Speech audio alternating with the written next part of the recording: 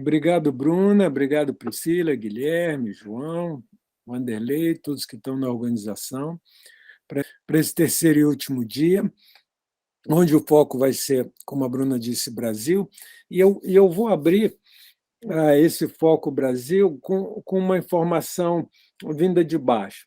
Uma das coisas mais interessantes que a gente tem que perceber, que a gente está acompanhando com os recentes migrantes que chegaram ao Brasil, são novas trajetórias profissionais, novas formas de integração, novas formas de sociabilidade, e formas de sociabilidade, como de hábito, que surgem a partir do baixo.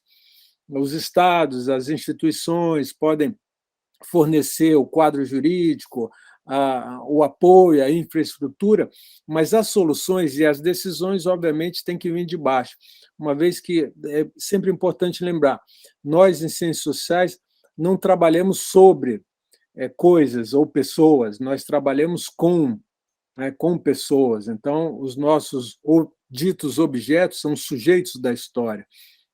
Isso é muito importante dizer, porque são indivíduos autônomos e que assim devem ser pensados e assim querem ser tratados, né?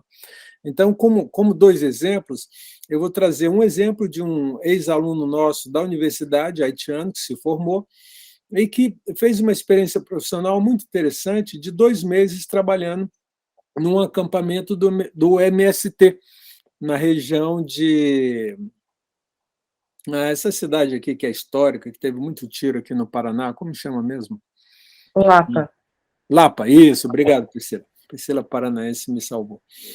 A Lapa, exatamente, na Lapa. Tem um acampamento ali na Lapa e ele trabalhou durante 3 meses, se eu falei 2, falei errado, 3 meses, ali nesse acampamento do MST, uma experiência totalmente inédita na vida dele, muitíssimo interessante, da qual ele guarda uma outra imagem, uma outra vivência da sociedade brasileira. Então, isso é importante, porque eles começam a perceber que o Brasil é muito mais diverso, a sociedade brasileira é muito mais diversa do que se supõe, do que muitos de nós supõem, né? Muitos de nós nunca entrou num acampamento do MST, nunca viu alguma atividade do MST, embora provavelmente tenhamos comido muito arroz e muito feijão produzidos pelo MST. Se não fosse o MST, uma parte da produção de arroz, feijão, milho não existiria no Brasil, né? Então, fica o registro. Então, essa é uma forma. A outra forma, né, que eu quero chamar a atenção aqui, depois eu posso falar disso com calma, são as formas de integração, de sociabilidade, estratégias de sobrevivência, estratégias profissionais, que estão vindo junto com os movimentos populares brasileiros. Então, esse do MST foi uma experiência profissional, ele trabalhou no MST, então ele foi contratado. Agora, há haitianos, e um número não é pequeno, que começam a ingressar às fileiras dos movimentos populares no Brasil, em especial os movimentos de luta por moradia. Obviamente que a questão da moradia é um problema tradicional no Brasil, né? Quem estuda sociologia urbana sabe. Todas as políticas, né? Inclusive a ditadura fez a grande política do Banco Nacional da Habitação, do antigo Serviço Federal de Habitação e Urbanismo, o Cefal, criado em 66, depois é criado o BNH para prover, né, as classes menos favorecidas do Brasil de moradia digna nas zonas que foram criadas pela ditadura, como forma, inclusive, de diminuir a luta por moradia e a pressão forte de esquerda, logo nos primeiros anos, né? Isso foi importante. Essas políticas federais de habitação, Serviço Federal e a política do BNH, elas acabaram criando os grandes condomínios que existem nas grandes cidades, habitações para a classe média, e não favoreceram aqueles a quem essas habitações eram destinadas. Daí porque o governo Lula criou seus programas Minha Casa Minha Vida, etc., de moradia popular, porque o déficit de moradia é gigantesco ainda no Brasil, em especial nas grandes cidades. Ora, resumindo, nós encontramos essa mesma realidade hoje, e os movimentos de luta por moradia, do qual acho que ele é deputado hoje, Boulos, em São Paulo, reivindica, né, a transformação de prédios desocupados em São Paulo com moradia popular, inclusive porque estão no centro da cidade, já tem toda a malha, infraestrutura de serviços, água, esgoto, escolas, serviços de saúde, transporte, já está tudo colocado, então não precisa criar um bairro numa periferia longínqua, onde você tem que criar, junto com isso, toda a infraestrutura urbana. Então, essa é uma iniciativa muito interessante, que ele fala sempre que deve, que felizmente está ganhando mais espaço na mídia e nos setores aí que lidam com isso. Mas, no caso do Paraná, também, e esses movimentos de luta por moradia, obviamente que eles vão para áreas desocupadas ou áreas que não estão tendo nenhuma utilidade, como um dos exemplos é a comunidade Nova Esperança, no município de Campo Magro, que foi ocupada pelo movimento de luta por moradia, e no qual existem, segundo os dados, a gente não conseguiu checar totalmente isso, mas, segundo os dados que nos apresentaram, teriam aproximadamente 2.000 haitianos vivendo nessa comunidade Nova Esperança. Olha, o número é gigantesco, 2.000 é gigantesco. E isso prova que, de um lado, que há o déficit de moradia e as condições precárias de trabalho e o desemprego atingindo também a população imigrante, e, por outro lado, que a população imigrante percebe como uma forma de integração e de aquisição de propriedade, aquisição de local de moradia, como forma de ascensão socioeconômica, a participação em movimentos populares de luta por moradia.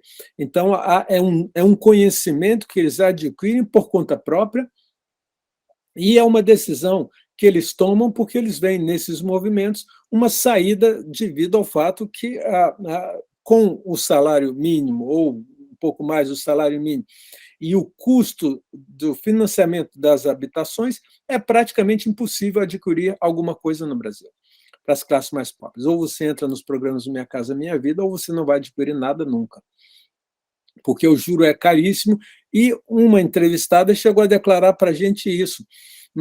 Se eu entrar no financiamento, eu vou pagar 3 vezes o valor do imóvel.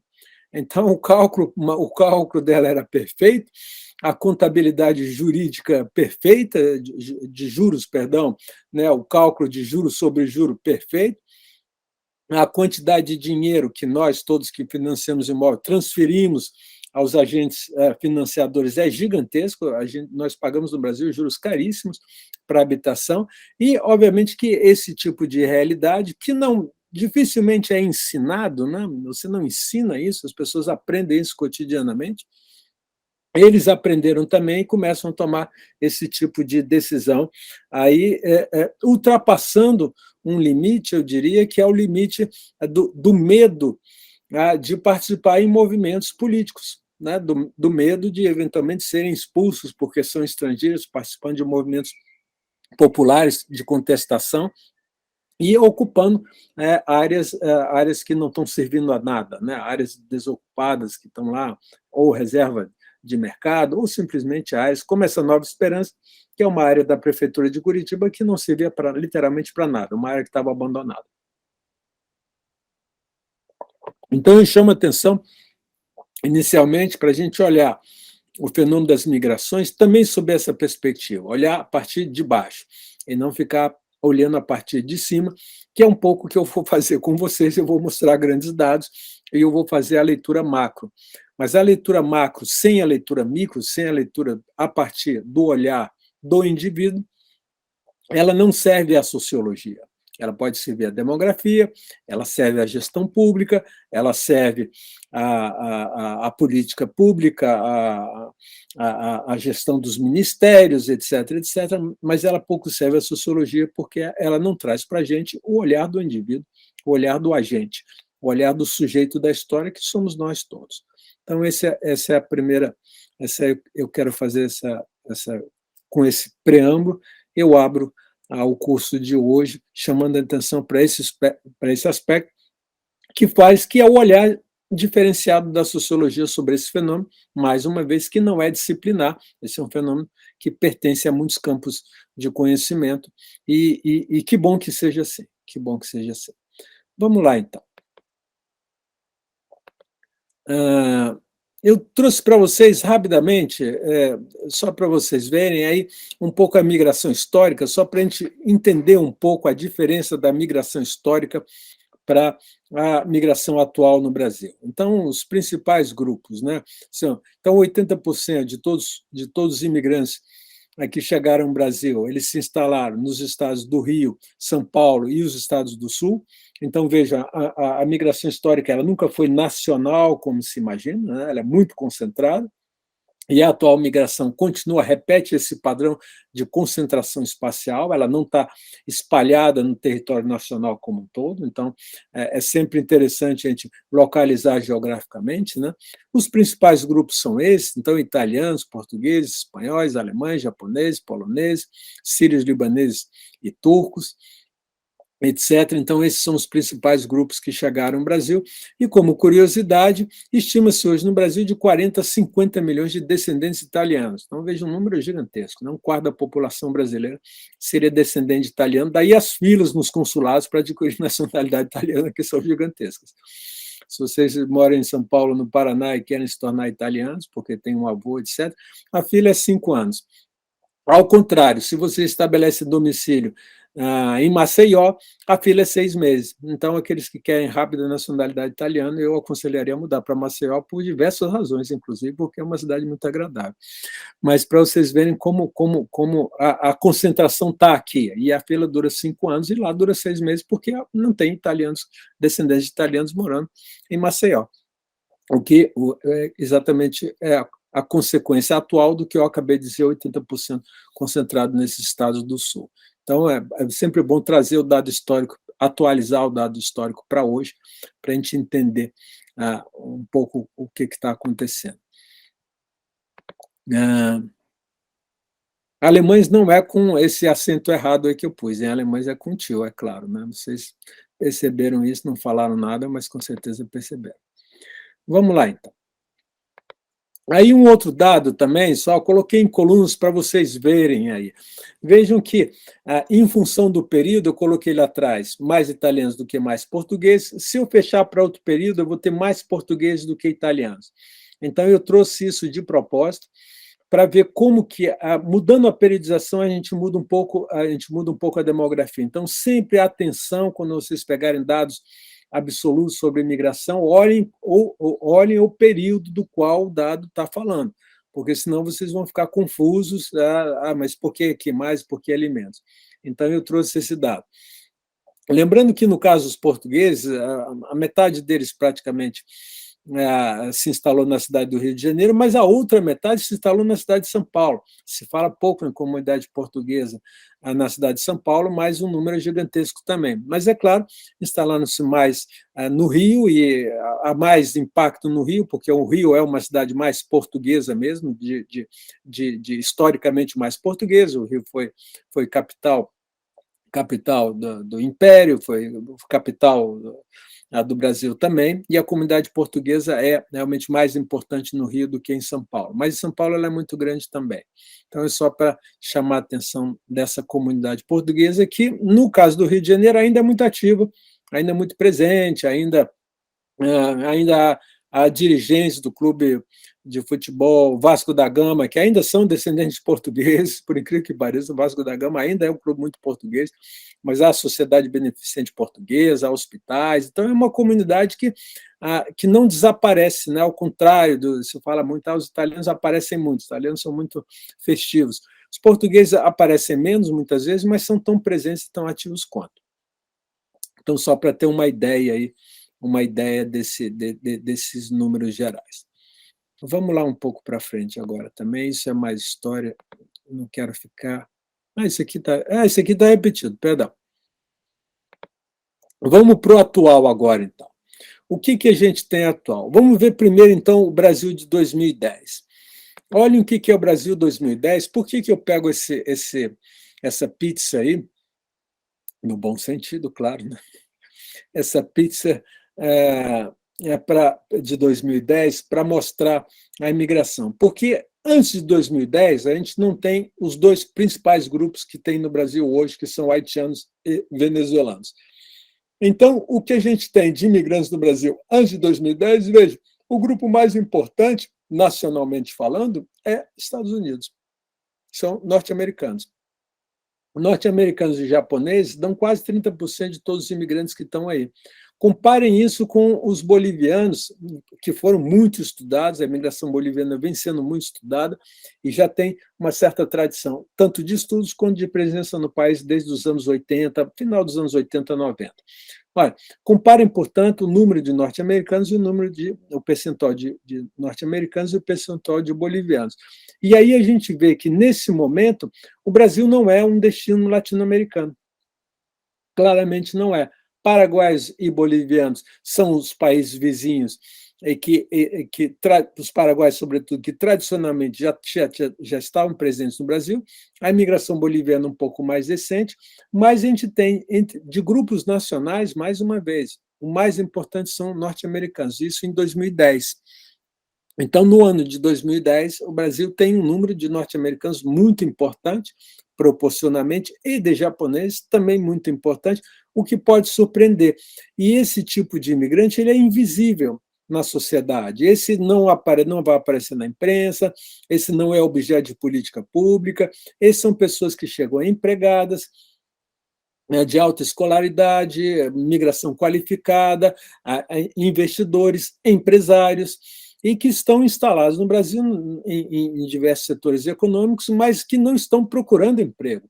Isso é importante. Às vezes são norte-americanos de classe média, mas montaram pequenos negócios, tem uma pousada, tem um restaurante, estão estabelecidos e estão invisíveis na sociedade brasileira. Eles não chamam a atenção. Então, é isso que eu quero dizer. Não é o imigrante que aparecia no jornal. Olha, o Brasil agora tem imigrantes norte-americanos. Essa manchete não apareceu em nenhuma grande imprensa no ano de 2010. Então, vejam a mudança. E agora, o próximo slide.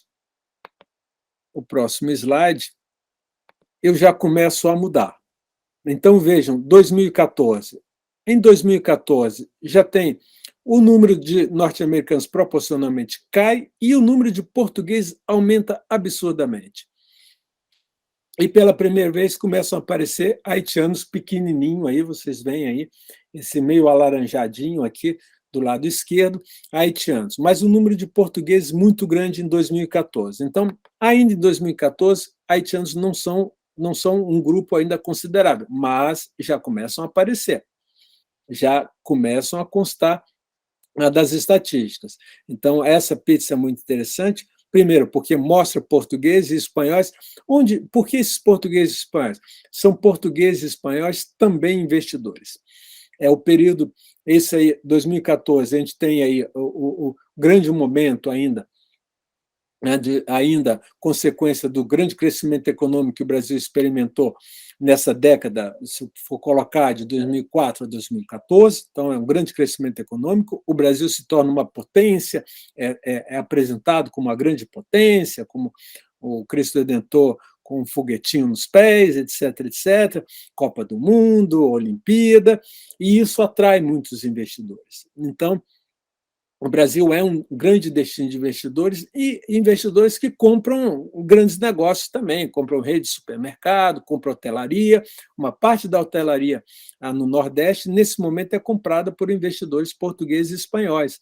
Muitos desses hotéis que, eventualmente, vocês vão ficar em praias no Nordeste, são de propriedade de portugueses e espanhóis, mas o nome ainda é o mesmo, e vocês não vão ter ideia nenhuma que aquilo já não é de um brasileiro. Então, há um grande investimento em setores específicos, em setor de varejo, supermercado, hotelaria, e telefonia, no caso dos espanhóis, né, que entraram na telefonia, no sistema de telefonia. Então, ainda a gente tem um fenômeno de investimentos. E vejam, por exemplo, italianos também, ali em cima 7% de italianos. Então, vejam, são grupos econômicos. Então, é uma imigração europeia econômica que chega ao Brasil também. Não é a atual imigração. Então, até 2014, a gente tem um perfil migratório no Brasil, de 2014 para frente, agora a gente vai ver, o perfil começa a mudar. E a imagem que isso vai gerar para a imprensa também muda. Então, são dois fenômenos, e esses fenômenos e esses investidores começam a perder importância em termos percentuais, mas também em termos de chamar atenção, porque portugueses, espanhóis chamavam muita atenção, o investimento deles chamou muita atenção no Brasil nesse momento, mas isso começa a se naturalizar, muitos deles, com a crise, começam a retirar seus investimentos também do Brasil. Esse fenômeno de fluxo de capitais ele é muito rápido, a pessoa investe, mas se aqui não está bom, você vende e vai abrir negócio em outro local, tudo isso é relativamente rápido, sobretudo no setor de hotelaria, você pode vender um hotel e ir embora. Então, há uma mudança nesse perfil, mas o curioso é que, em 2014, pela primeira vez, a gente já tem lá 2% de haitianos. Essa é a novidade. Né? E os outros grupos, se vocês olharem, mais ou menos conhecidos. Né? Não há muita surpresa nos outros grupos. Aí a gente vem para os imigrantes latinos hoje. E, inclusive, aí, nos diversos tipos de visto especial criados para esses grupos. E aí o que é interessante é que, rapidamente, a gente tem uma mudança e tem o aparecimento de venezuelanos, muito importante, e de haitianos também. Então, os dois grupos que aparecem com maior número aqui, né, são perdão, eu preciso aumentar aqui para eu ler melhor também. Vocês têm grupos de venezuelanos que começam a chegar e grupos de acolhida humanitária, que é esse 21% aqui, que é o 279 e o 278, esses dois grupos aqui embaixo, esses 30% acolhida humanitária. Então, são dois tipos de acolhida humanitária, mas que vão beneficiar, um deles, 21%, os haitianos, e 9% começam a beneficiar outros grupos, como afegãos, colombianos, paquistaneses, congoleses, que também vão se beneficiar de vistos de acolhida humanitária, uma vez que a entrada desses grupos nacionais no Brasil não estava prevista na lei. Então, você cria uma brecha na lei para começar isso. Esses vistos todos começam antes da lei de 2017, inclusive, você começa a criar brechas na lei para acolher essas pessoas, como os vistos de acolhida humanitária que são criados pelo governo brasileiro para o acolhimento dos haitianos, que isso vem lá do governo da Dilma Rousseff. Isso não é nem do governo Lula. Isso começa, o terremoto ainda é governo Lula, mas esses vistos todos começam aí no governo da Dilma Rousseff. Então, essa é a mudança de padrão. A gente começa a criar diversos gatilhos, digamos assim, dentro da lei, para que esses imigrantes possam ser acolhidos. Então, há uma mudança do perfil demográfico do imigrante que é tornada possível pela mudança na lei, ou pela criação desses dispositivos, decretos especiais, normativas especiais de acolhimento, porque esses indivíduos, em princípio, não têm nenhum direito, fora aqueles que chegam para o Acordo do Mercosul, Acordo Brasil-Uruguai, ou reunião familiar, isso tudo já estava previsto, mas há uma série de outros que não estavam previstos, sobretudo haitianos e venezuelanos, e também senegaleses. Vejam que o número aparece também, um pequeno número de senegaleses de 2%. Então, esses indivíduos começam a receber o amparo legal, porque têm a vontade de entrar no Brasil. Então, o único aqui que não é latino, obviamente, é o senegalês, mas a gente tem uma mudança de perfil, todos os outros gatilhos da lei são latinos, para que esses grupos cheguem ao Brasil.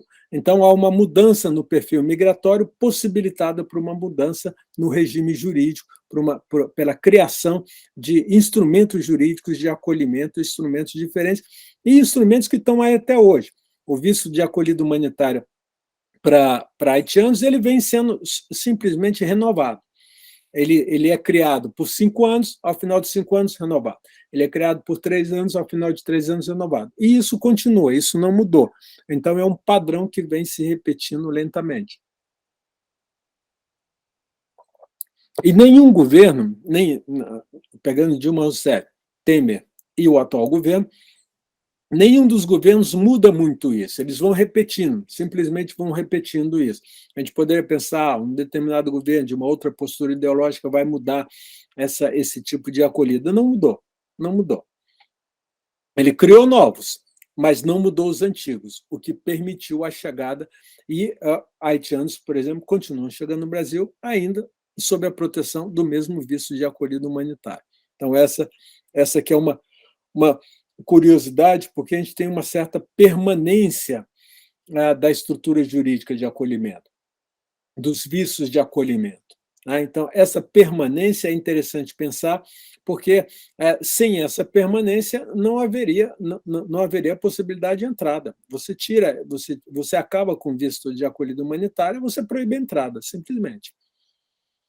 Então, isso é importante. Mas esse gráfico também é importante porque a gente percebe aí os acordos também. O Brasil vai fechando a importância dos acordos, acordo do Mercosul, estudantes, acordo Brasil-Uruguai, acordo Brasil-Argentina, que permitem também a entrada de imigrantes. Então, a gente tem alguns acordos específicos aí no Mercosul que também facilitam aí o deslocamento de imigrantes latino-americanos para o Brasil, em especial no caso de Brasil, Uruguai e Argentina. São acordos aí bilaterais, Brasil-Argentina, bilaterais, Brasil-Uruguai, uma vez que esse movimento já existia e ele é contabilizado também nessa migração latino-americana. Né? Aí, finalmente, eu trago para vocês agora essas duas resoluções. Né? A gente tem a 273, né, que foi criada para venezuelanos, para Venezuela, Suriname e a Guiana, a autorização de residência para nacionais de país fronteiriço, onde não esteja em vigor acordo de residência paranacional dos estados partes do Mercosul e países associados.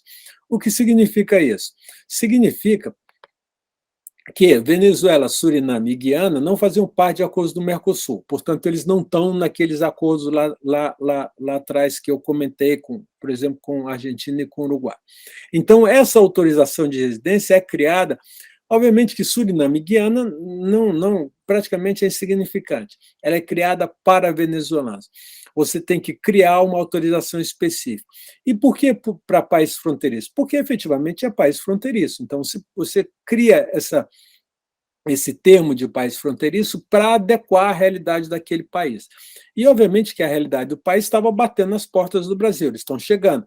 Então, você cria um dispositivo legal, uma autorização de residência especial, e no verso, os imigrantes, eles têm, quando eles chegam, eles ou vão solicitar refúgio, ou eles ganham CPF, sem CPF ninguém existe, e eles têm também um número chamado Registro Nacional Migratório, que é o antigo Registro Nacional do Estrangeiro que foi mudado. Esse número é o que é o nosso RG, pronto, é o nosso RG. Nós temos RG, o Registro Geral, e eles têm o Registro Nacional Migratório. Esse número permite hoje a eles tirarem a carteira nacional, deixa eu lembrar o nome, a carteira nacional, Carteira de Registro Nacional Migratório, CRNM, Carteira de Registro Nacional Migratório. Nessa carteira conta esse número, aparece esse número, Registro Nacional Migratório. E no verso desse documento vai aparecer a autorização que possibilitou ele a recorrer a esse número. Então, vai aparecer ou autorização 273, ou autorização 278, ou autorização 279. Então, esse é o documento, por exemplo, que eles vão apresentar, que a gente, inclusive, vai checar agora, né, no pedido de revalidação de diplomas. Eles apresentam essa carteira, no verso da carteira, e na frente da carteira tem a foto, tem o número, o registro, que é um número, né, como nosso RG, no verso disso aparece a autorização, e aí a gente sabe qual autorização que ele se beneficiou para dar entrada nesses papéis. Então, isso é interessante, porque a gente vê claramente que venezuelanos têm uma autorização de residência. Quando a gente vai no texto da lei, é chamada autorização especial de residência, né, que era provisório e agora está passando a ser permanente. Então, uma autorização especial de residência que dá o direito da pessoa ter os documentos dela, ter o CPF e é o documento, o RG e CPF, esse RG deles e o CPF é o documento básico para qualquer atividade, e a partir disso eles podem solicitar o número do cadastro único, o CAD único, e também o cartão SUS, que é o outro documento muito necessário para a pessoa que vive no Brasil. Você tem que ter o cartãozinho SUS digital ou em papel para ter serviço de saúde. Então, aí a gente completa um pouco o amparo em termos de documentação, quando isso dá certinho, claro, quando isso dá certinho, nem sempre dá certinho. Mas, enfim, quando isso dá certinho, você tem todos esses documentinhos, todos esses números, que tornam o imigrante perfeitamente legal e apto a realizar qualquer tipo de atividade no Brasil, a requerer serviço de saúde, a ir no posto de saúde, a abrir uma conta em banco com CPF, a fazer um crediário, esse tipo de coisa. Então, é interessante, eu chamo a atenção para isso. Enquanto os venezuelanos ganham essa autorização de país fronteiriço, os haitianos já vão ganhar essa outra autorização para fins de acolhida humanitária. Vejam que o nome muda. E a mudança desse nome vai impactar na solicitação de refúgio que eu dizia na aula passada. Então, por que venezuelanos conseguem mais refúgio, mais status de refúgio do que haitianos? Porque eles entram por outra autorização. Então, o pedido que eles fazem já vem com outra autorização, e essa autorização de residência para países fronteiriços foi criado a partir da chegada em massa dos venezuelanos. E aí vem o caráter ideológico. O governo poderia ter criado também uma autorização para fim de acolhida humanitária. Por que não fez isso? Por que criou essa diferenciação para Venezuela, inclusive colocando Suriname e Guiana, que a gente sabe que o número é muito pequeno. Então, estendeu para esses três países. Por que o fronteiriço não era Colômbia ou não é o Peru? Porque o fronteiriço ficou esses países. Inclusive, se pensar Suriname e Guiana, falta um deles. São três países que estão lá em cima, o outro era o holandês, está me faltando o nome agora. Por que não para o terceiro também? Por que só Guiana e Suriname e ao lado da Venezuela? Então, obviamente que Suriname e Guiana, porque alguns haitianos estavam entrando via Guiana ou saindo via Guiana, então havia um movimento aí que o governo queria também estabilizar. Isso por um lado, mas o principal era venezuelano que estavam chegando no Brasil e chegando a pé, chegando via terrestre, atravessando a fronteira. Então, na região de Pacaraima, na cidade de Pacaraima.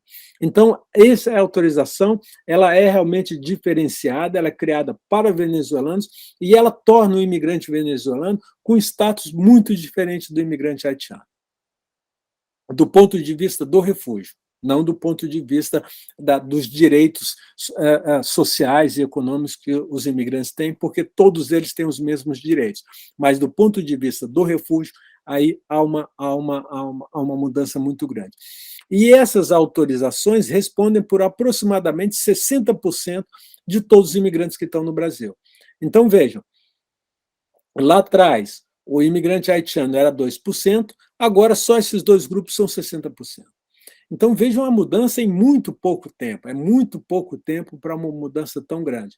O venezuelano praticamente não existia, haitiano era 2% dos latinos em 2014. 6 anos depois, a gente tem 60%. É uma mudança da água para o vinho. Não? É uma mudança que, né, se a gente não entende, se a gente volta na teoria migratória, se a gente não entende os fatores de expulsão, a gente não entende a presença deles no Brasil. Porque não é o Brasil que atraiu, O Brasil nunca chegou na Venezuela ou no Haiti e falou: não, eu vou subvencionar a sua passagem para você vir ocupar território despovoado no sul do Brasil, para você produzir alimentos. Lembre do que eu falei na aula passada. Então, venho. Eu não estou fazendo nenhuma carta de chamada para profissional, para a imigração qualificada, como o Brasil fez depois da Segunda Guerra Mundial. Então, vejam a diferença enorme.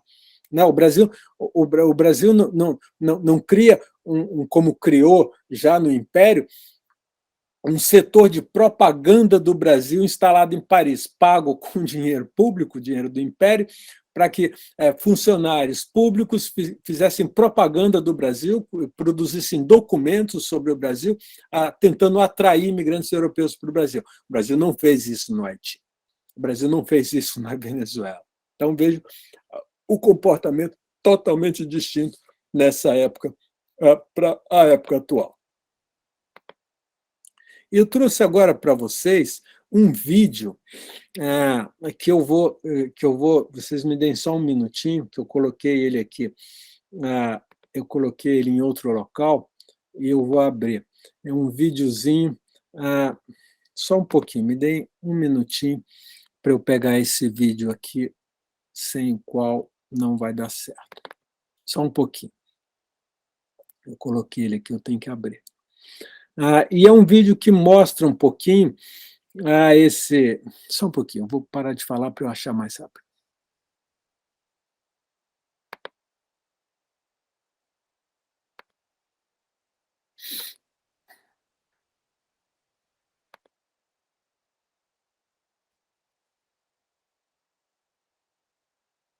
Bom, agora vamos ver. Vamos ver. Eu vou ter que descompartilhar esse aqui agora, esse aqui que eu não pensei. Eu vou ter que parar esse compartilhamento para compartilhar um vídeo. Será que eu vou ter que fazer isso? Sim, tem que parar esse compartilhar a guia. Daí tu pode ir em compartilhar uma guia e compartilhar a guia do Google Chrome ou do Safari que tu está usando, que está o vídeo. Tá, espera aí então. Então, a primeira coisa, Bruna, me ajuda aqui. Eu tenho que parar essa apresentação. Como é que eu paro ela mesmo? Acho que tem um botãozinho vermelho, um botãozinho é ótimo, mas em algum lugar da parte de cima, Parar ou a debaixo do apresentação, slide que diz parar a apresentação ou interromper a apresentação. eu parei. Ótimo. Então, agora... Do lado da mãozinha, ali embaixo, professor, tem um quadrinho com uma flechinha. Aí eu vou na janela de novo? Daí você vai em uma guia. Uma guia? Naquele quadradinho com a seta para cima. Acho que agora vai dar certo. Ó. Beleza. Vê se apareceu para vocês. Aparecendo. Sim. Está aparecendo? Sim. Então. Sim. Legal. Então, vamos lá. Vejam, esse é um videozinho curto do ingresso de haitianos por década no Brasil. Ele é bem curtinho, tem 2 minutos. Vejam se ficou bom. Isso é uma coisa que eu nunca fiz, é uma coisa meio difícil.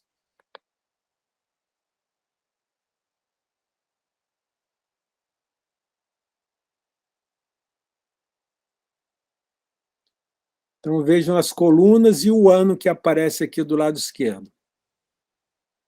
Presença de haitianos no Brasil.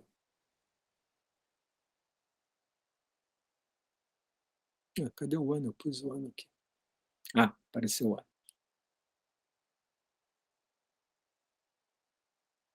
Então, vejam as cidades onde vai aparecendo. Esses 2 maiores, esses aí, são São Paulo, Curitiba, Florianópolis. Então, vejam o impacto nessas cidades. Vejam como é importante aqui na região de Curitiba, né? Em todos esses anos. Vejam a constância disso de haitianos. Faltou uma musiquinha nesse vídeo, né?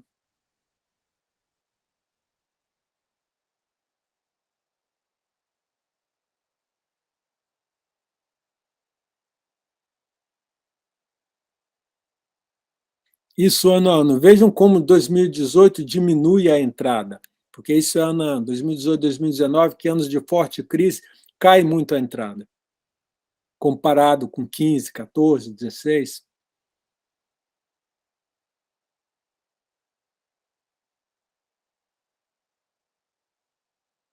e até 2021.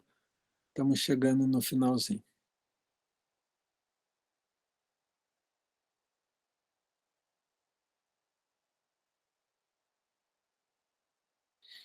Esse aí era por idade, mas não ficou bom. Faltou uma musiquinha, né? Mas eu não sei se deu para vocês, entenderem o que eu queria. Eu queria um pouco mostrar o impacto nessas coluninhas desses, e agora uma guia de novo, né? Uma guia, né, Guilherme? Peraí. Eu tenho que...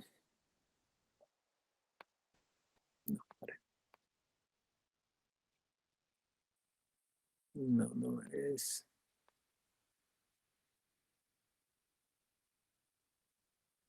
Tá. Deixa eu abrir o outro vídeo primeiro. E agora é um outro dos venezuelanos. Tá aqui já. Não sei se já está compartilhado. Não, né?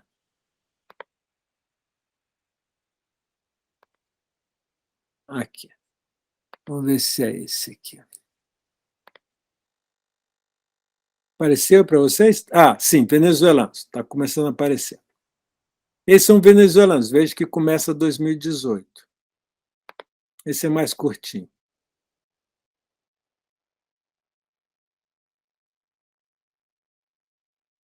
Faltou musiquinha.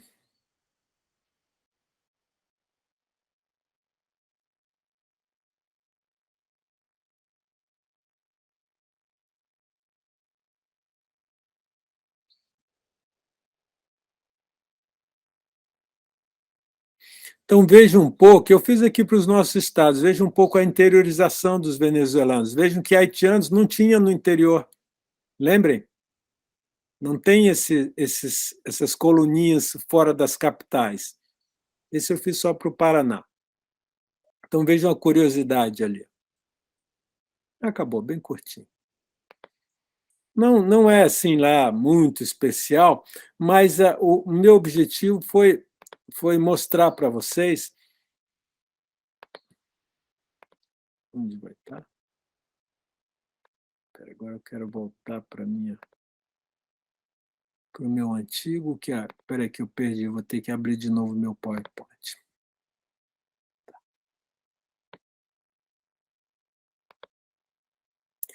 É para mostrar um pouco para vocês essa espacialização, mas realmente faltou uma musiquinha, não ficou tão bom assim como eu pensei. E aí voltamos para o meu slide, né? Então, qual que foi o objetivo? O objetivo que eu queria ir, faltou um pouquinho mais de música, né? Ficou meio silencioso demais. Mas o meu objetivo era mostrar como o venezuelano sai das capitais e haitiano não sai. Esse que é o objetivo. Esse vídeo não ficou tão bom assim, não gostei tanto. Eu vou fazer ele melhor. Mas era para mostrar isso, para mostrar o impacto nessas cidades, como diminui a colonia nos anos de crise econômica, isso é importante, vejam, era muito grande e diminui. E, no caso dos venezuelanos, vejam como eles chegam em outras cidades, o que não era o caso dos haitianos. Então, era mais para ter essa comparação assim desses dois grupos, que são, mais uma vez, os mais importantes, né? Aqui eu trouxe para vocês esse mapinha específico do estado de Roraima e a região de Pacaraima. Pacaraima, então, é a fronteira. Você já deve ter visto imagens de Pacaraima. Tem lá um totem em cimento, uma pedra, não é uma escultura, não chega a ser uma escultura. Mas é uma pedra e as pessoas vão andando. Então, vejam, não é uma fronteira guardada, não tem tanques de guerra, não tem nada disso. É uma coisa que as pessoas vão entrando atrás, tem lá esse totem, do lado tem a bandeira da Venezuela, do outro lado tem a bandeira do Brasil, eles vão entrando e depois tem um posto fronteiriço, mas é uma coisa simples. Veja, a gente vê muito filme americano e vê aquele aparato todo, esqueçam daquilo, é uma coisa simples, é bem simples, não tem nada. Então, a entrada se faz aí por essas cidades vizinhas, né? Santa Helena, do lado da Venezuela, e Pacaraima, do lado do Brasil. E depois a BR-174 para chegar em Boa Vista. Isso aqui é longe. Isso aqui, se a memória não está ruim, aqui de Boa Vista para a fronteira, vocês têm aí 200 quilômetros. Então, isso não é tão pertinho assim como se pode imaginar. Só para mostrar, então, um pouco no mapa e para dar ideia para vocês que é uma entrada totalmente terrestre. Por que eu chamo a atenção disso? Porque muitos haitianos chegaram ao Brasil por via aérea, chegando em São Paulo. Não é tão pequeno o número. Muitos chegam pelo Acre, Letícia, etc. Muitos chegaram pela Guiana também. E muitos, inclusive, entraram no Brasil para ir para a Guiana, né? O objetivo deles era ir para a Guiana, então o Brasil era um corredor migratório para muitos no começo, mas esses venezuelanos não, são todos via terrestre. A maior parte, todos eu não vou dizer, mas a grande maioria é via terrestre. Eles entram via terrestre, eles entram eles entram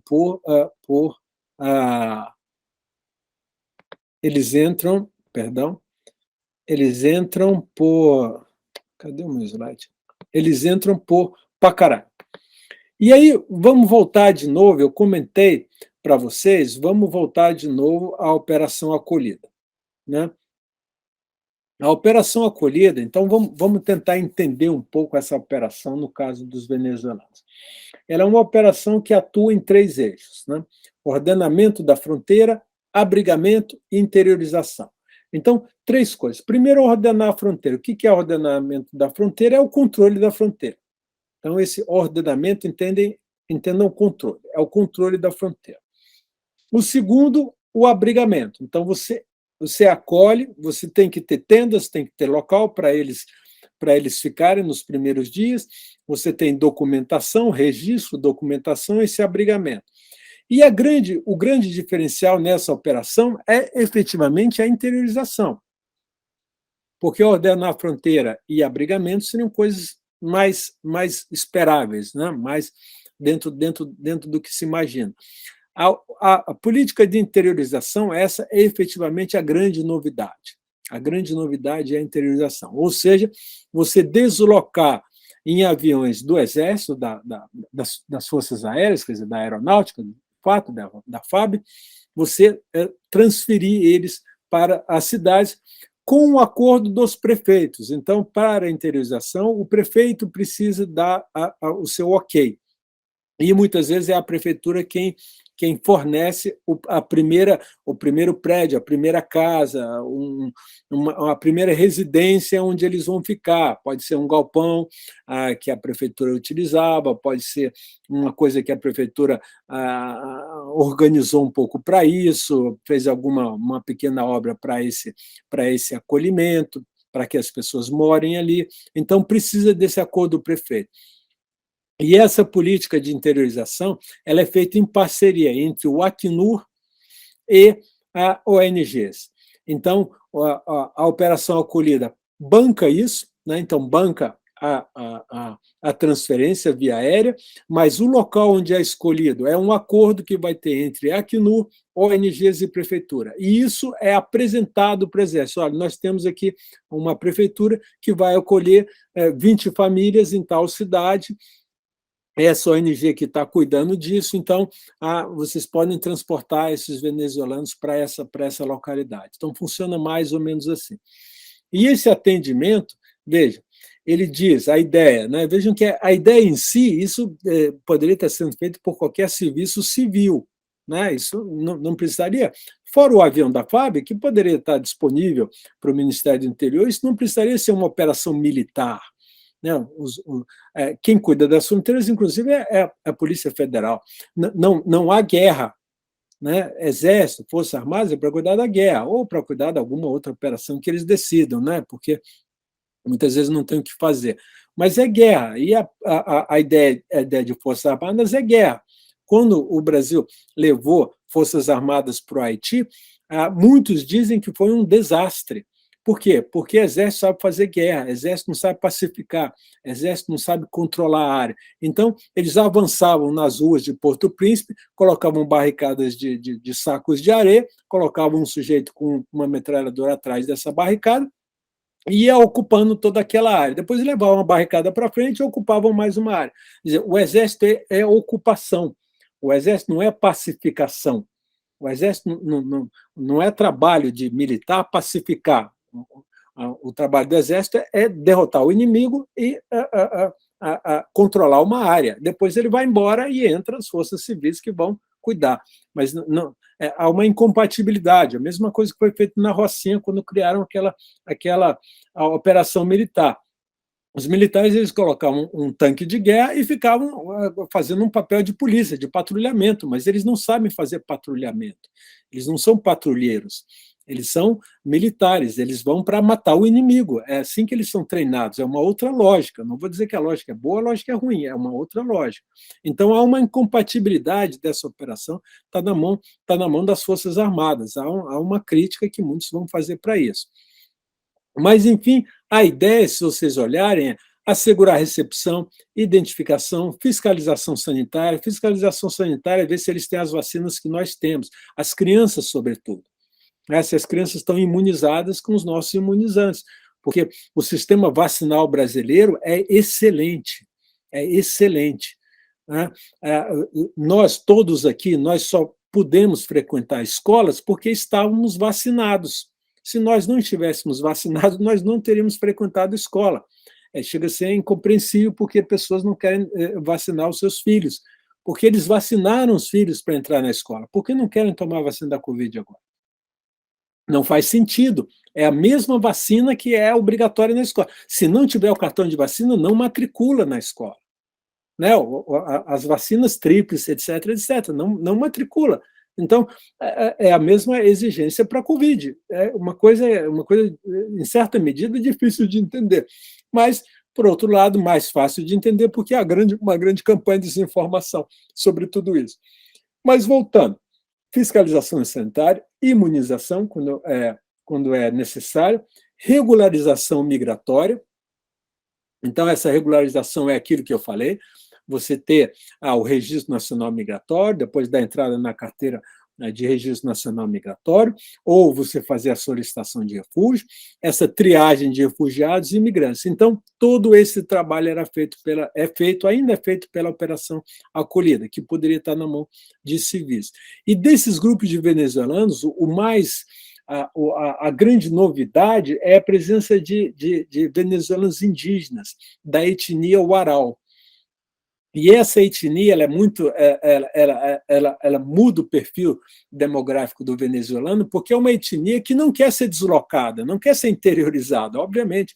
Ela quer simplesmente, às vezes, morar no lado brasileiro, porque ela já fazia essa migração entre os dois países, tradicionalmente, e ela apenas quer ocupar um pedaço do Brasil, mas ela não quer ser deslocada, ela não quer ser interiorizada. Então, é um grupo diferente e é um grupo, muitas vezes, que tem mais dificuldade com o espanhol. Não é um grupo que fala tão bem espanhol e, obviamente, que são indígenas, têm outra cultura, outro modo de vida, outra relação com natureza, outra relação com medicina. Então, essa é uma novidade que foi estudada por muitos antropólogos e que chamou atenção também nessa migração venezuelana, uma vez que não há indígenas no Haiti. Pelo menos a meu conhecimento, o Haiti não tem indígenas, mas na Venezuela tem bastante ainda. Então, esse é o sentido. O decreto, a partir da lei que vai regulamentar a lei migratória, o decreto 9.199, definindo o migrante como uma pessoa que se desloca de país ou região geográfica, em que estão excluídas o migrante, o imigrante ou a pátria, embora o termo refugiado não apareça entre os conceitos fundamentais do artigo 1º, ele está na lei de 97, que está fazendo o jubileu agora, apresentando o conceito de refugiado no seu artigo 1º. Então, isso um pouco que eu tinha falado ontem, esse é o dispositivo legal mais amplo que vai dar a possibilidade de criação daquelas normativas 278, 277, o visto especial de residência temporário e permanente, o visto humanitário, essa regulamentação agora, que depois de 17, que tá sendo a base para esses novos decretos que estão sendo renovados. Eles foram criados antes da lei, mas agora eles têm que se referir à lei, porque a lei mudou. Então, essa é por isso que eu trago ela aqui de novo, só para salientar essa pequena mudança aí em termos da lei. Então, vejam, se eu olho no papel, essa operação é perfeita. Não há nenhum problema na operação, em tese. Em tese, como ela foi pensada, como ela foi dimensionada, ela é muito interessante, inclusive com essa possibilidade de interiorização, que é o interesse dos venezuelanos, uma vez que Pacaraima e Boa Vista não é o destino deles, eles não querem ficar nessas localidades que, inclusive, não tem emprego, não tem possibilidade de crescimento, não tem a infraestrutura de saúde adequada, não tem universidades que possam acolher, então não é o destino, obviamente não é o destino.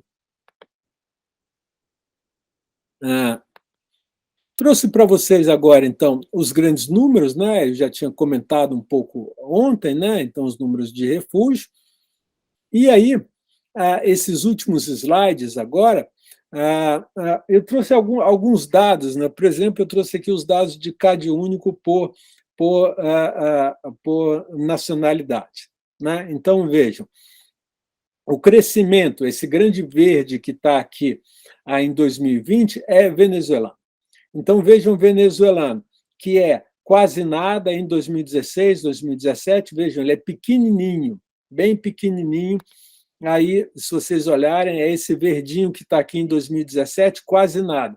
Vejam o crescimento do cadastro único de venezuelanos para 2020.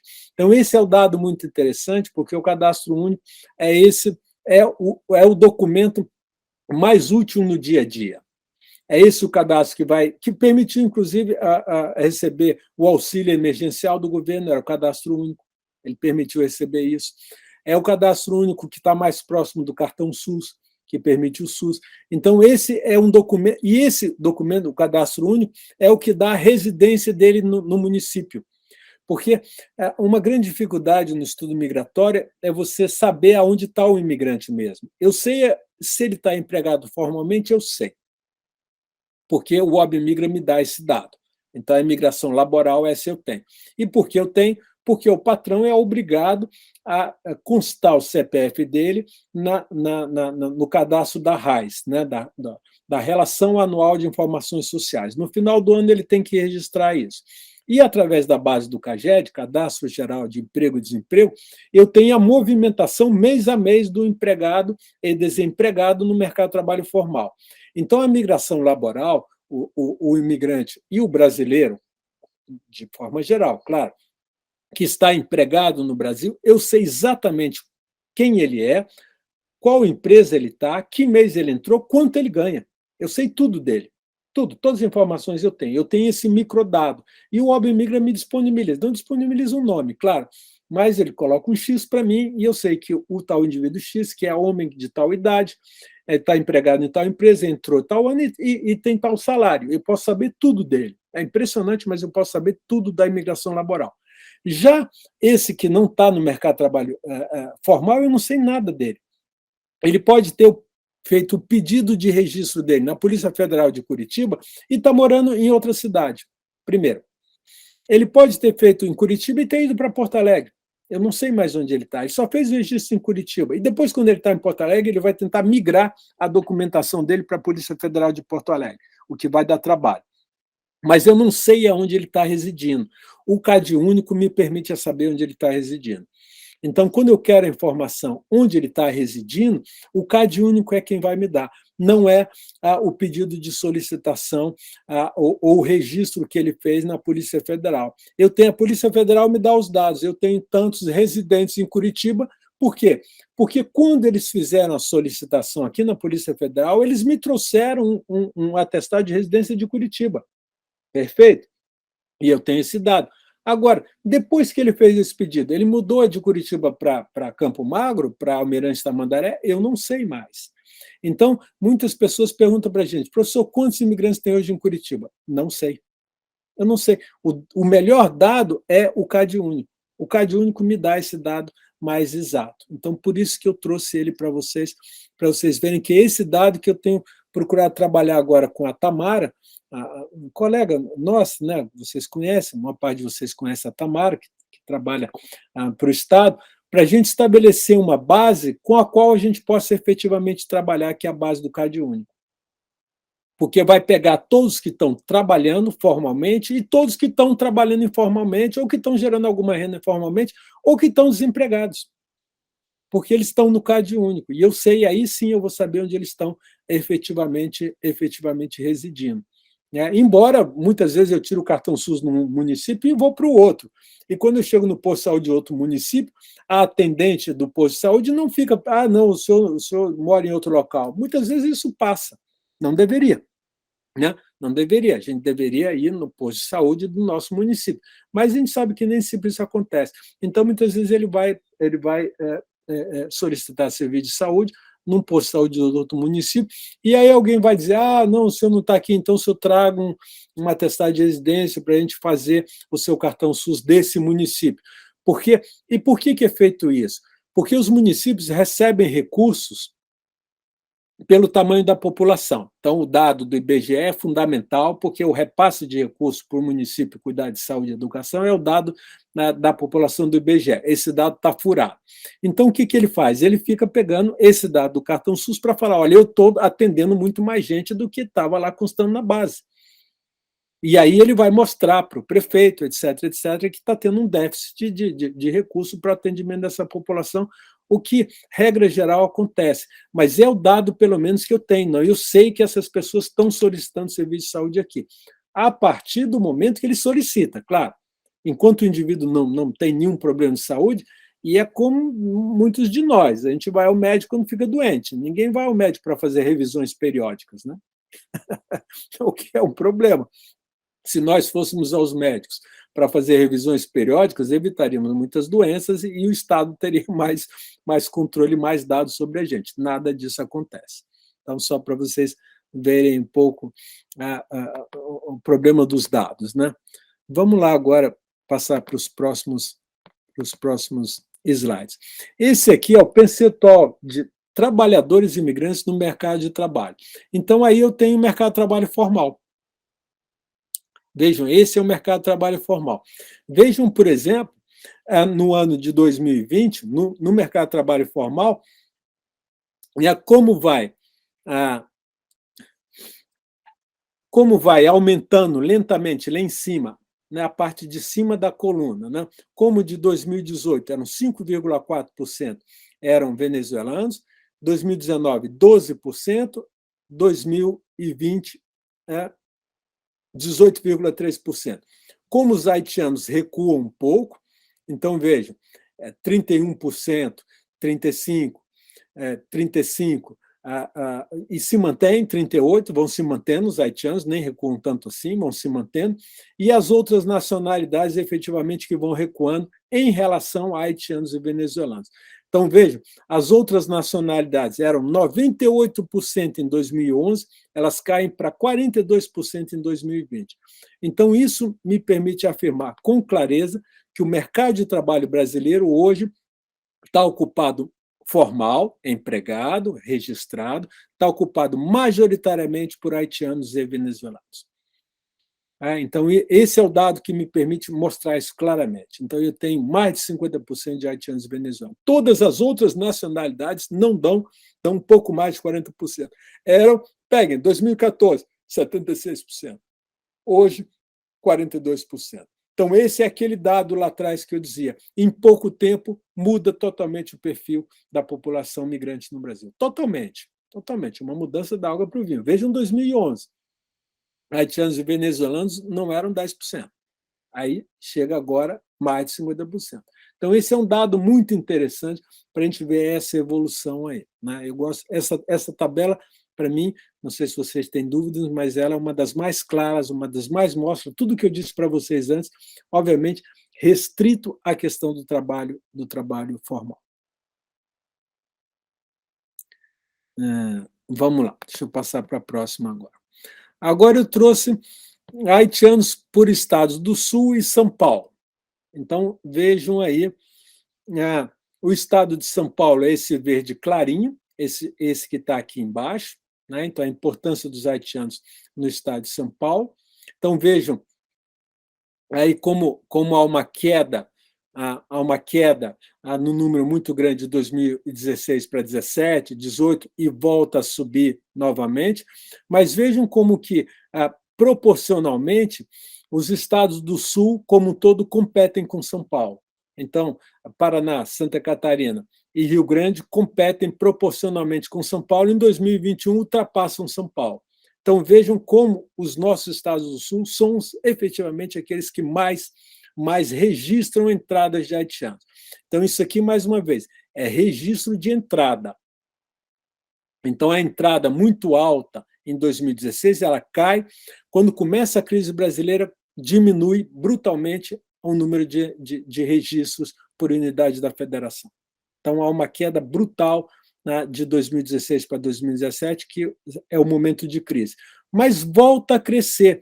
O que esse dado diz para a gente? Que, apesar da crise no Brasil, o Haiti não é uma opção. Mas eles vão continuar migrando. Parece que a gente está em crise, a crise deles é maior. Então, a subida 2018, 2019, 2020 é clara, a queda 2021 é pandemia.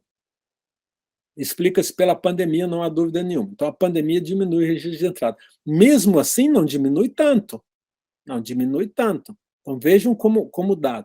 E o impacto dos estados do Sul, isso é o registro, é o estado onde ele vai. Uma vez que ele entrou no Brasil, onde ele vai fazer o seu registro, seu primeiro registro, para pegar o seu RG, para depois ter a carteira nacional migratória.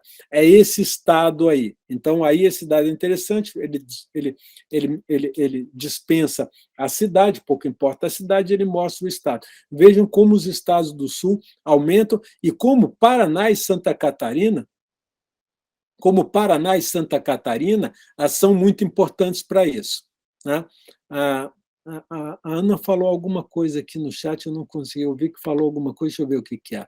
A Ana está dizendo, a pandemia já era início de 2020, e mesmo assim com altos números. A pandemia começa em 2020, lembra? No começo de 2020 eu estava em sala de aula. O mês de março eu ainda estava em sala de aula. Eu entrei em sala de aula no mês de março. Aí começou a pandemia. Aí eu mesmo, naquela época, eu falei, não, vamos esperar um pouco, vamos ver se isso é assim como é e tal. 15 dias depois, 20 dias depois, a universidade estava fechada. Começou a fechar a universidade e as coisas começaram a fechar, né? Então, o ano de 2020 ainda há entrada. Ainda não é o pior. Vai lentamente, durante o ano de 2020, que lentamente as fronteiras vão sendo mais controladas. E o impacto disso vai dar no ano seguinte, que aí sim as fronteiras estão fechadas, né? Inclusive muitos imigrantes começam a entrar ilegalmente no Brasil pelas fronteiras. Aconteceu o caso aqui no Paraná deles irem ao Paraguai e voltarem para o Brasil para dizer, não, nós estamos entrando pela primeira vez. E muitos agentes da Polícia Federal em Foz diziam, por relatos que eu fiquei sabendo, olha, mas como você morava no Paraguai? Por que você está entrando aqui pelo Paraguai? Porque eles sabiam que o Paraguai não era o local de entrada de haitianos, e os haitianos iam para o Paraguai para se regularizar, porque eles podem se regularizar. Então, qual era a estratégia? Vai ao Paraguai, que é o mais perto, sai, ninguém vai pedir documento nenhum no Paraguai, que você está no Paraguai, você vai à Cidade do Leste e você faz o caminho, você faz a ponte e volta, e você chega na Polícia Federal do lado de cada ponte da amizade e fala, olha, eu sou imigrante haitiano, eu estou entrando. Para o quê? Para ter o registro da entrada ilegal, porque as fronteiras estavam fechadas. Então, essa era a maneira que eles encontraram para isso. Mas o impacto foi muito grande em 2021 mesmo. 2021 começa a ter esse impacto grande de registro. E isso explica também, segundo alguns, a gente tem que entender isso melhor, porque o Paraná cresce muito em número de registro de entrada. Lembra, mais uma vez, esse é o dado de registro de entrada, não é de imigração laboral registrada, não é o dado da RAIS, não é o dado do CAGED, é o dado de registro de entrada. É o estado onde você faz, pela primeira vez, a solicitação de entrada. Você se registra, você diz que entrou. Você vai na Polícia Federal e é atendido pela primeira vez. Esse que é esse dado de registro de entrada. Finalmente, trago um outro dado, por ano de ingresso também, ingresso de imigrantes haitianos no Brasil, por década, nessa década, melhor dizendo, né, na última década, e idade. E aí a gente vê um pouco a questão da idade. A gente tem sempre um pouquinho de não especificado, mas é pouco isso. Mas o que a gente vai vendo nesses dados aqui é o crescimento proporcional de 0 a 15 anos.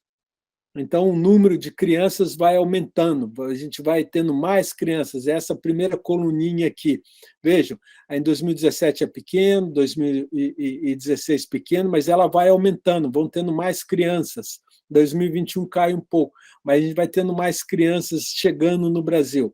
Né?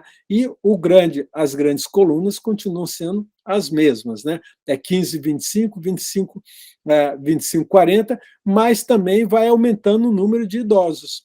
Tem um dado interessante, esse aumento de idosos também, que é um dado interessante, que a gente não percebia antes, o crescimento de número de pessoas com mais, idosos não, né? Mais de 40 anos, idosos é mais de 60, mas o número de pessoas com mais idade, né? Que a gente não via muito ainda, agora a gente começa a ver.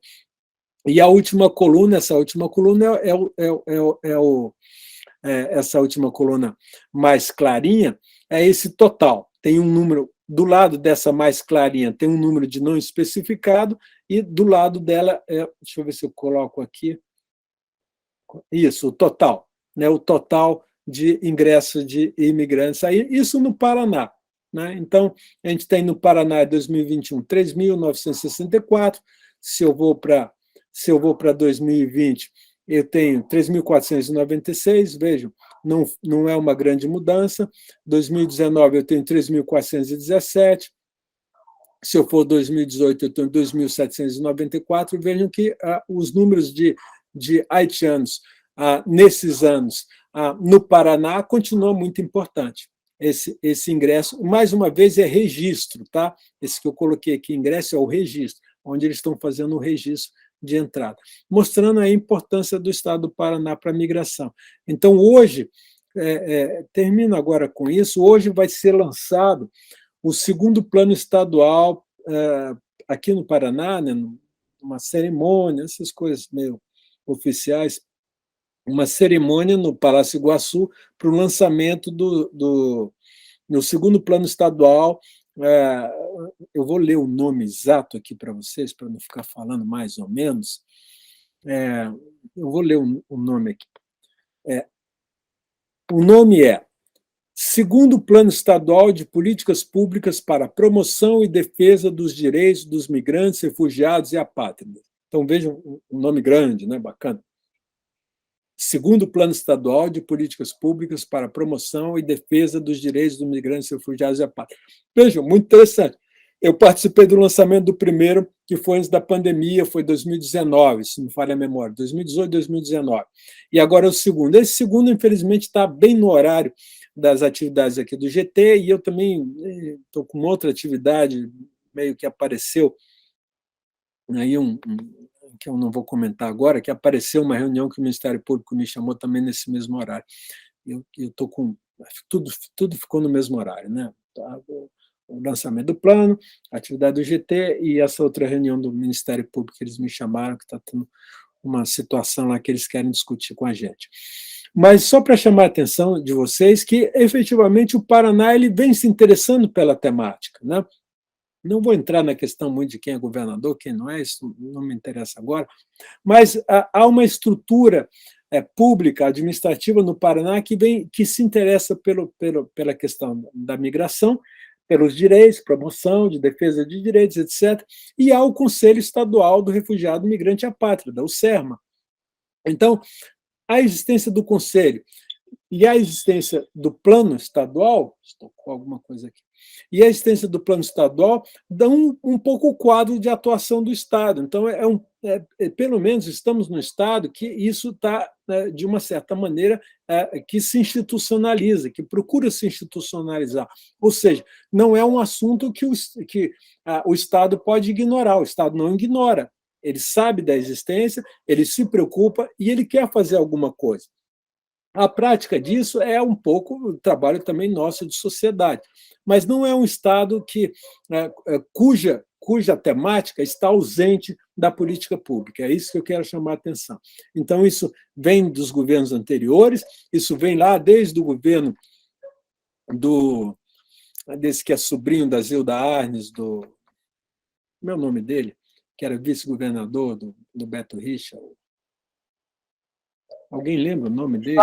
Flávio Arnes, professor. Isso, Flávio. Obrigado, Solangice. Eu entrevistei ele, tá vendo como eu estou ficando velho? Eu entrevisto a pessoa e esqueço o nome.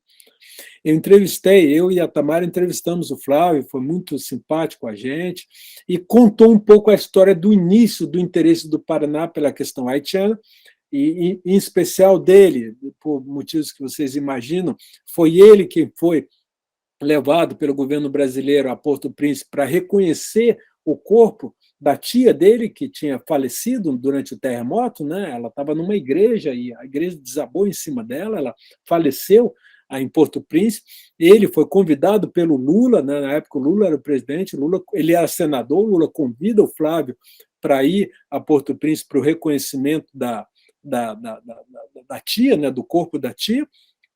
Ele faz essa viagem, desde então a preocupação veio para o Paraná, ela veio por esse lado e ela veio também, a outra parte da história, por esses migrantes africanos que foram lançados ao mar. Quando eu digo lançados ao mar, não é uma figura de linguagem, eles tinham entrado como migrantes clandestinos em embarcações comerciais, na África, e quando chegaram aqui no Porto de Paranaguá, o capitão do navio colocou 50 euros no bolso de cada um e jogou os dois na água, porque ele não queria atracar com presença de imigrante clandestino, porque isso é crime. Então, para fugir do crime, ele jogou os caras no mar com um botezinho, e esses migrantes, um senegalês e um outro de um outro país, eles foram resgatados por pescadores, e quando eles são resgatados, quando eles chegam em terra, eles dizem: mas aqui é o Brasil, nós queríamos ir para os Estados Unidos, nós não queríamos ir para o Brasil, mas o capitão jogou a gente no mar. E aí estabelece o inquérito, a Marinha dos Portos estabelece o inquérito para ver responsabilidade criminal, etc, etc. Então, a preocupação do tema da migração no Paraná, ela veio com esses dois, é um caso datado, são dois migrantes que são literalmente lançados ao mar com 50 euros no bolso cada um, né? Então, numa atitude criminosa do capitão desse navio, cuja bandeira já não me lembro, uma bandeira internacional. Isso está escrito, é fácil achar. E aí são estabelecidos inquéritos na Marinha dos Portos, etc, etc, etc. Eu vi alguns desses inquéritos. E, do outro lado, o caso da dona Zilda, que falece, e o terremoto no Haiti, quando o Brasil começa a se interessar pela realidade do Haiti. Esse é o início. Então, o início do interesse do Estado tem esses 10, 12 anos mesmo, é aí mesmo, começa nesse período. E a realidade é essa mesmo também. Então, o Estado do Paraná olhar o interesse da política paranaense, do Estado, da política pública do Paraná em relação à migração, e olhar a migração haitiana, isso são dois fatos que coincidem. Então, é muito interessante que a gente está no Estado onde essas duas realidades coincidem, e isso dá uma série de dados para a gente aí estudar, entender e acompanhar. E essas pessoas estão aí, estão, obviamente, vivas, todos, a maior parte deles nós conhecemos, são parceiros de trabalho, etc, etc, etc. Então, essa a realidade do migrante. Eu vou parar por aqui, deixar um pouco espaço para vocês, nessa aula final. Eu só queria chamar a atenção de vocês, ou melhor, fazer 2 convites para vocês. Amanhã, eu vou abrir aqui meu WhatsApp para pegar a informação certinha. Amanhã, deixa eu pegar bem certinho, deixa eu ler para vocês, depois eu posso colocar nos grupos de WhatsApp isso também. Cadê aqui? Amanhã, entre 19... Deixa eu colocar isso aqui, deixa eu ver se eu consigo colocar isso aqui no chat. Vamos lá. Para quem está em Curitiba. Vamos ver. Amanhã a Caritas do Paraná e Instituto de Políticas Migratórias fazem um novo evento do Migra Arte, vai ser amanhã. Aqui não apareceu, não apareceu, não apareceu. Ah, peraí. Vai ser a segunda edição do Migra Arte, vai ser amanhã, sexta-feira, 19 horas. Deixa eu ver se eu coloco aqui. Isso. Entre 19 e 22 horas, na Rua Pagu, aqui no JuVV, vai ter essa atividade do Migra Arte, com gastronomia, etc, etc. É uma atividade porque nós estamos na Semana do Refúgio, né? Então, fica esse convite para quem quiser participar, amanhã entre 19 e 22 horas. E no sábado, nós vamos fazer também na universidade, o CIPAD, a Cátedra Sérgio Vieira de Mello, etc, etc, o Sarau dos Refugiados durante todo o dia, com uma série de atividades para imigrantes, gastronomia, informação, etc. Vai ser durante o dia todo do sábado, agora no dia 25.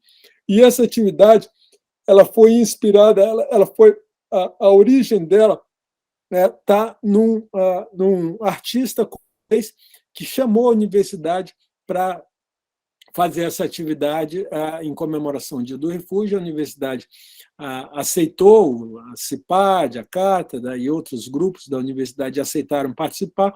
Isso vai ser no sábado, no pátio da reitoria. Para quem está em Curitiba, começa acho que 9 horas e vai até às 18 horas. Uma série de atividades, vão ficar barraquinhas, atividades ali no pátio da reitoria. Então, estão todos convidados também. Ficou sendo chamado Sarau dos Refugiados, aí em comemoração ao Dia Nacional do Refúgio, que foi agora no dia 20 de junho, segunda-feira passada. Então, eu termino vocês com essas duas atividades festivas. E hoje também tem mais uma atividade festiva, né? Eu deixo a Priscila fazer a propaganda, Priscila, Bruna, Guilherme, Vanderlei, fazerem a propaganda dessa atividade festiva de hoje também. Então é isso, pessoal. Acho que é isso que eu trago para vocês. Não sei se vocês têm dúvidas, se querem fazer mais perguntas, etc, etc. Mas é isso. O que eu tinha a trazer para vocês era isso.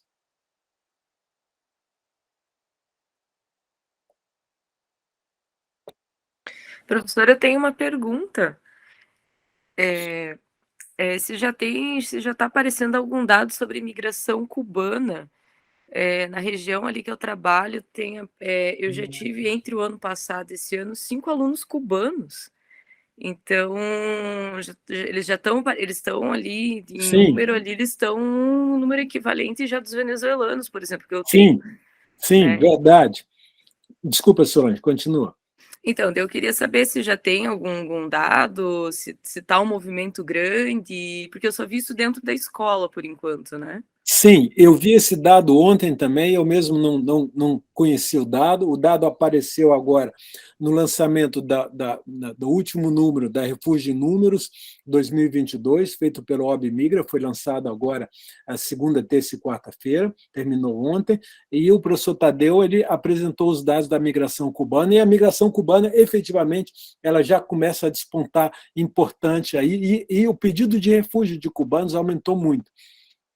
Uma parte desses que estavam aí, que ficaram com o fim do programa Mais Médicos, mas começa a chegar também uma outra população cubana solicitando visto de permanência, fazendo solicitação de refúgio, e a coluninha, eu não vou te dar o dado exato, Solange, mas no número, eu vi a coluna, não tive tempo de ler ainda essa edição do Refúgio em Números 2022, mas já está disponível. Se você clicar, deixa eu ver se eu acho aqui, Refúgio em Números, eu acho que até eu já baixei isso aqui no meu computador. Deixa eu ver se eu tiver aqui, eu já mando esse último número para você pelo chat aqui.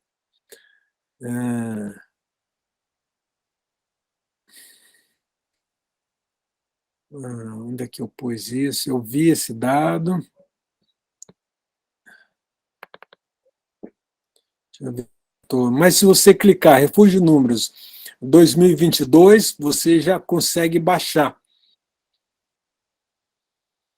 Não está aqui, só um pouquinho, deixa eu ver se eu acho aqui. Se eu não achar em 1 minuto, eu desisto. Eu achei aqui, professor. Ah, já achou? Opa, meu, você foi Isso mais rápido do aqui. que eu. Isso, do dia 21 de junho aqui. Isso. Então já está. E aí, se você lê esse refúgio, eu vi que o Tadeu apresentou a coluna. Ele fez um histograminha lá e apresentou isso. Eu bati o olho, achei curioso também, mas na hora que eu estava vendo, ele estava comentando também. Eu não vi toda a apresentação. Mas na hora que eu estava vendo, ele fez, olha, eu falo, olha, cubanos apareceram, o número de cubanos aumentou muito. Eu lembro dele ter feito essa referência, o que, portanto, para o OB Migra também é uma novidade. Mas eu baixei isso em algum lugar. Então, aqui ele coloca em números aqui, né? A Venezuela com mais de 22 mil, Angola 1.952, o Haiti 794 e Cuba já na sequência com 529. Então Isso. Tá em quarta colocação aqui. Isso. Agora eu achei aqui também. Não sei se eu consigo colocar a publicação inteira aqui no chat, mas é fácil. Se vocês clicarem aí no buscador aí, Refúgio em Números 2022, é exatamente esse o título, publicação do OB Migra, e aparece. Então é isso mesmo, 522. Vejam que é importante, começa a ser importante aí a coluninha dos cubanos. Está aí uma coisa que, porque o Mais Médico já acabou há alguns anos, né? Vocês sabem, e alguns cubanos tinham se recusado a voltar e tinham se uberizado, estavam por aí, porque, não sei se vocês sabem também, mas para o cubano médico trabalhar no Brasil, ele não fez o Revalida médico. Né? Vocês sabem que o Revalida, que inclusive o edital está aberto agora para a universidade, o Revalida Medicina ele é específico. Ele sai do Revalida Plataforma Carolina Bore, é outro Revalida. Por quê? Porque a classe médica é especial e tem lá as suas particularidades. Não vou entrar no detalhe. Mas o fato é que, para eles trabalharem aqui, eles não fizeram revalida. Então, como o médico cubano vai atender no Brasil se ele não tem o seu diploma reconhecido no Brasil? Dúvida. Como a Dilma resolveu isso? Esse imbróglio jurídico, profissional, com a classe profissional dos médicos. Ela resolveu isso porque os médicos foram contratados não pelo Brasil diretamente, mas pela Organização Pan-Americana de Saúde, a OPAS. Então, a OPAS, que tem sede no Brasil, em Brasília, é um organismo internacional, né? É pan-americano, como está no nome, e a OPAS, portanto, intermediou a vinda dos médicos cubanos, que eram, se não falha a memória, 11 mil, um número gigantesco. Um número gigantesco. Se eles estivessem aí durante a pandemia, teria sido uma maravilha. Foi um desastre ter saído os médicos cubanos durante a pandemia, um desastre. Mas, voltando nisso, eles entraram pela Organização Pan-Americana, que, inclusive, pagava eles. Né? O salário era pago pela Organização Pan-Americana, isso é um acordo que o Brasil fez com a OPAS. Muito bem. Através disso, foi criado um gatilho também dentro da lei que permitisse que eles trabalhassem no Brasil sem ter o seu diploma revalidado, enquanto durasse o programa Mais Médicos. Então, durante o programa Mais Médicos, eles puderam atuar na medicina, na cidade, nas periferias, junto com os agentes comunitários de saúde, junto com outros profissionais médicos, dentro dessa política brasileira de assistência à saúde. Então, eles foram para esses postos de saúde, para dentro da estrutura brasileira. Então, eles se ingressaram na estrutura brasileira, foram para esses locais e foram para as periferias, e foram para as comunidades quilombolas, foram para comunidades indígenas. Eu lembro que eu tenho um relatório e eu vi médico que estava numa comunidade indígena na Amazônia. E ele conta que foi uma surpresa, porque a gente imagina, mas ele era caribenho. Ele é caribenho, mas ele não entendia nada de Amazônia, nada, nada. Ele nunca tinha ido à Amazônia. A Amazônia não tem nada a ver com o Caribe. Nada, nada, nada. O Guilherme está falando que já tem que sair. Não sei se tem horário aí, eu estou falando muito. Mas foi muito interessante. O fato é que acabou Mais Médicos, não acabou com Temer, porque era 2018 e tinha eleição para prefeito. Se não falha a memória, ia ter eleição para prefeito. E os prefeitos fizeram campanha dizendo: nós vamos manter o programa Mais Médicos. Prefeitos de todos os matizes ideológicos. Aí o Temer falou: tá bom, não vou acabar com o Mais Médicos, o Temer foi esperto, não acabou com os mais médicos, porque era uma reivindicação dos prefeitos. Mas chegou o atual governo e acabou com os mais médicos. Aí muitos não voltaram para Cuba, só que eles não podiam trabalhar como médico. E aí eles foram trabalhar de outras maneiras. E eles ficaram por aí. Uns se casaram, outros pediram asilo, outros etc, etc, etc. Mas não podem trabalhar como médico. Então o Brasil pede esse profissional de medicina qualificada, a medicina cubana realmente de ponta, né? A coisa que Cuba mais investiu foi na medicina, porque os médicos todos com a Revolução foram embora para Miami. Então havia um déficit brutal de médicos em Cuba logo após a Revolução, daí o investimento em universidades, em formação que o governo cubano fez, ao ponto de Cuba exportar médicos. Esses programas Mais Médico que o Brasil tem, isso tem na Venezuela, já teve em Angola. Cuba, tradicionalmente, vem aí levando médicos para atuar em outros países, porque tem mais médicos do que precisa Cuba. Os médicos se tornaram uma fonte de renda para o Estado. Eles vão trabalhar, uma parte do salário vai para o Estado, uma parte vai para eles.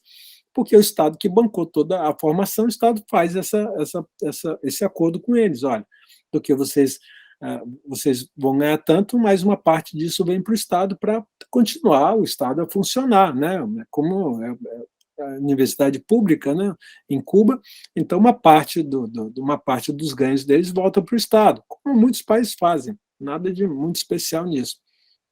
E no Brasil faziam também. Então, muitos ficaram aí, é isso que eu acho que você fala, Solange. Muitos já estão ficando aí e se casaram, começam a aparecer crianças, né, alunos, e por aí vai. Eu acho que essa tendência, eu não consigo imaginar, se isso, em termos demográficos, qual o impacto disso. Né? Então, mas nesses casos, professor, que eu estou comentando, não são remanescentes dos mais médicos, são recém-chegados. Né? Exato. São recém-chegados. Recém-chegados. Isso, pessoas inclusive com formação superior, né? Os pais, né? Eu sempre dou uma perguntada, né? Quando chega um aluno estrangeiro, né? E que vieram para cá por conta desses problemas, pressão de embargos, né? Que Cuba aí acabou sofrendo durante a pandemia, aí, né? Então, falta de produtos básicos, falta de medicamento. E aí eles acabam vindo para cá por conta disso. Acho que é uma questão de conjuntura de pandemia ali também, né? Que fez com que eles viessem. Mas, assim, me chamou a atenção porque está crescendo o número. Né? Isso é interessante. Isso você que está na ponta, Solange, tem condição de observar melhor do que eu. Eu vi o dado e estou registrando o teu relato, estou achando bem interessante. Obrigado. Realmente está aí um fenômeno novo, né? O fenômeno aparece na ponta mesmo, né? Aparece no dado oficial, mas a realidade mais interessante, mais uma vez, como eu digo, ela está na ponta, né? Ela está de baixo para cima. Então, o teu relato é muito interessante. Acho que valeu pelo relato, acho que todo mundo deve ter gostado também. Obrigado. Eu tinha ficado sabendo que que a Cuba tinha ficado muito fechada depois da pandemia. Não sei se estão escutando. Sim, Pedro. Agora é melhor, João. Beleza. Tinha ficado muito fechado durante a pandemia e no final de 2021 eles abriram um pouco mais depois que, enfim, se afrouxaram as medidas no mundo todo, né? E o que eu estava vendo é que muitos cubanos tinham aproveitado para sair, né? Para essa nova via aérea da Nicarágua. Interessante. É assim, Pedro. João, realmente esse ponto eu não estou acompanhando, não sei. Então é um pouco isso, né? Então, quer dizer, a política em Cuba também está permitindo mais a imigração, porque a imigração em Cuba sempre foi muito controlada, né? Exato. Então está havendo uma liberalização nas políticas de partida do Estado cubano, né? Realmente eu não estou acompanhando. Cuba não é um país que eu tenho acompanhado, então eu vou ficar quieto para não falar besteira. Mas estou registrando o que vocês estão dizendo. Olha, a Ana dizendo também que registrar pelo Chuí, tá vendo? Então, o fenômeno está aí um novo grupo, né? Uma nova realidade que está vindo aí. E provavelmente, Ana, João e Solange, é uma migração realmente hiperqualificada. Essa deve vir hiperqualificada. Porque o sistema educacional em Cuba é excelente. Então, não vai vir só nível médio ou nível primário, como muitos haitianos têm nível primário. Cubano vem com profissão. É uma migração qualificada, muito provavelmente, né? Isso dá para arriscar, a dizer. Só para complementar, quando eu trabalhava na assessoria jurídica aqui na URGS, eu acompanhei um casal de cubanos médicos e não bastava só o revalida, eles eram solicitantes de refúgio. E os dois estavam aptos para exercer a medicina aqui no Brasil, né? Mas o Conselho Regional de Medicina não autorizava por pura discriminação. E tanto que o CREMERS, a gente entrou com uma ação judicial porque o CREMERS ele contatou as instituições de origem, o que era proibido pelo Estatuto do Refugiado, sabe? Então, há uma dificuldade dos conselhos regionais de medicina, além do revalida, assim, porque, como o professor falou, o revalida, 98% das pessoas que fazem são reprovadas, parece, né? Uma prova extremamente difícil. Viu como é? Essa é a realidade da medicina. Quer dizer, falta médico no Brasil, se pegar o indicador, número de médicos por habitante, sobretudo, se eu pegar o número de médicos e pegar só aqueles que trabalham só para o serviço público, integralmente para o serviço público, excluindo todos que trabalham só para o privado, e aqueles, inclusive, que trabalham privado e público ao mesmo tempo, né? Tem muitos médicos que trabalham para as duas redes, digamos assim. Se eu pegar só o público e se eu localizar geograficamente, é um desastre. Algumas cidades, grandes cidades, ainda é razoável, no geral, é um desastre. Então, o médico que só trabalha para o serviço público no Brasil, ele é um desastre mesmo, porque existe aqueles, pelo menos, que trabalham público e privado. Mas uma parte está só no privado mesmo. Então, são dois sistemas, né? O sistema de saúde privado e o sistema de saúde público. E um pouco aí os dois juntos. Mas se separa os dados, eu lembro quando essa pesquisa sobre os cubanos, que os colegas médicos apresentaram os dados todos separados, era um desastre. Eu mesmo que não entendi isso, fiquei surpreso. Mas esses dados da OPA estão disponíveis também.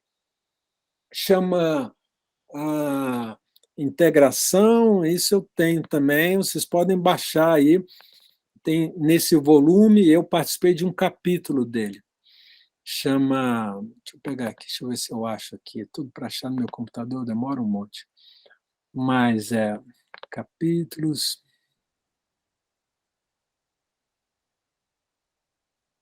onde vai estar isso?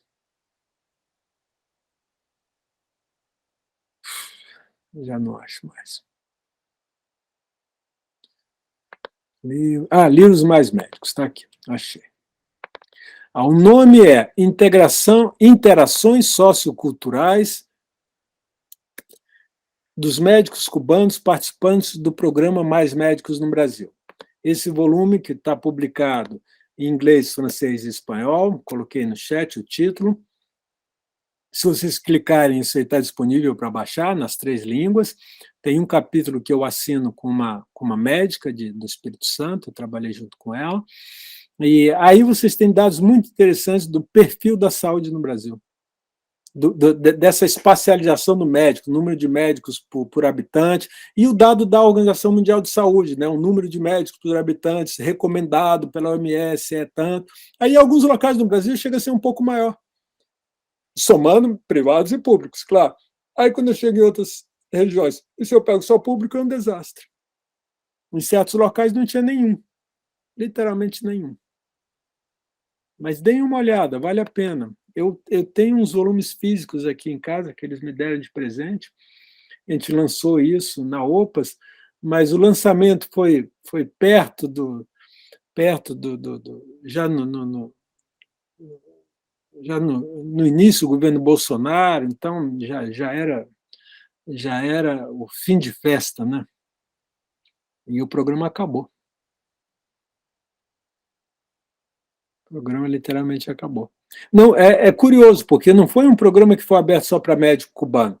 Era aberto para países que tinham um número de médicos por habitante superior ao recomendado pela OMS. Porque vocês podem perguntar, por que não veio médico boliviano? Poderia ter vindo também, mas Bolívia não tinha isso. E como Bolívia não tinha o número de médicos por habitante recomendado, o Brasil não aceitava. Então as pessoas acham que era só para médico cubano. Não era só para médico cubano. Agora, o país que mais tinha médicos disponíveis e que tinha uma política já de exportação de médicos, de profissionais, de serviços de saúde para outros países, o Brasil eles não tinham vindo, mas eles já estavam na Venezuela, eles já estavam em Angola, e uma série. Na época, eu me lembro que tinha médico cubano em mais de 80 países. Era um absurdo, mais de 80 países. Então, era uma coisa assim, você fala, meu Deus, eu mesmo não conhecia nada dessa realidade. Deem uma olhada nisso, eu continuo achando essa realidade da medicina em Cuba uma das mais interessantes, Por isso, vinham mais médicos cubanos. Então, as pessoas falam, o Brasil fez política com o comunismo. Era uma ignorância sem tamanho. Sem tamanho. Não tinha nada a ver o bumbum com as calças, né, como se diz.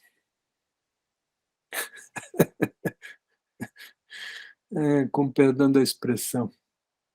Mas não tinha nada a ver. Mais questões, alunos? Professor, eu queria saber se esses slides vão ficar disponíveis em algum lugar, se a gente pode ter acesso? Eu mando. Se você quiser, eu mando meus slides. João, Beleza. pode pedir, eu mando para você. Sem Maravilha. problema. Vou mandar um e-mail já. Tranquilo. Professor Márcio, pegando carona na pergunta do João, também gostaria de ter acesso aos slides, se fosse possível. Sem problema. Pode me pedir, eu mando a pastinha. Tem lá, vocês viram que tem alguns que estão fora de posição e tem alguns errinhos assim, mas podem se servir à vontade. Bom, ficamos por aqui? Pode ser? Obrigado a vocês. Obrigado, Ana. Obrigado. A presença de vocês me alegra muito.